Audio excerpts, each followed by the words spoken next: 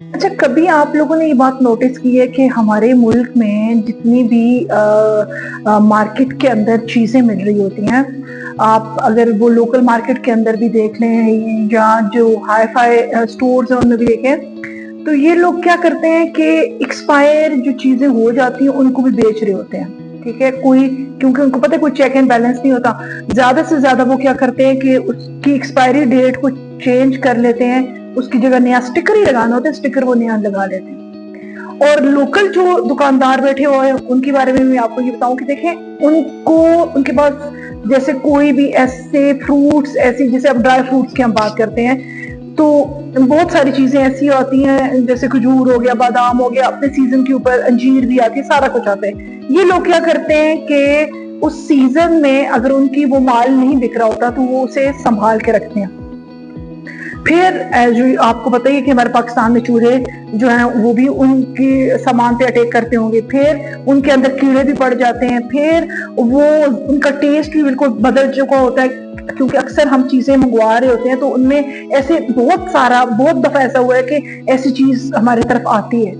तो मैं अपने ये जो बदबख्त लोग हैं जो ऐसा नहीं करते कि आप उसको वही चीज जब सीजन आता है, महंगा है, अगर जैसे हम कहते हैं कि बादाम बहुत एक्सपेंसिव है, अगर 3,000 3,500 रुपए किलो लगा हुआ है, और जितने भी ड्राई फ्रूट्स हैं, खजूरें वगैरह होगी 3,000 2,000 ये इनके रेट है, बल्कि इससे भी ज्यादा 4,000 तक अंजीर वगैरह जा रही है। तो अगर आप उसी चीज को जब सीजन आए और आप उसको बेच रहे हो, आप देखें कि अगर माल इतना ज्यादा नहीं आगे जा रहा तो आप उसको डिस्काउंट प्राइस के ऊपर दें। देखिए, पूरी दुनिया के अंदर आप देखें तो डिस्काउंट लगते हैं और उन डिस्काउंट्स में लोग चीजें खरीदते हैं। एक तो डिस्काउंट लगाने से आपका माल बिक जाए, उसमें कीड़े ना पड़े, आपको नुकसान ना हो, और दूसरा उसका ये फायदा होगा कि लोगों को इससे फायदा होगा। लोगों को फायदा जब होगा तो अल्लाह ताला भी आपसे खुश और राजी होगा।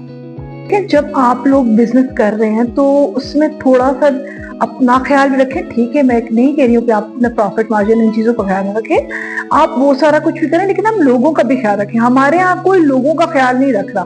अब देखिए, पूरी दुनिया के अंदर आप जाएं, चाहे वो इस्लामी ममालिक हैं, चाहे वो गैर मुस्लिम कंट्रीज हैं, वहां पे देखें ना, जब भी साल के एंड पे जो सीजन एंड होता है उनकी वो सेल लगाते हैं, उसके ऊपर वो डिस्काउंट लोगों को देते हैं और वो लोग भी खरीदते हैं जिनकी गुंजाइश इतनी नहीं होती। तो हमारे मुल्क में भी अगर ऐसे ही किया जाए, ये वाला डिस्काउंट नहीं होना चाहिए कि पहले कीमत जो थी 6,000 के 7,000 रुपया उन्होंने लगाई हो और फिर वो डिस्काउंट करके उसको 4,000 कर लेते हैं।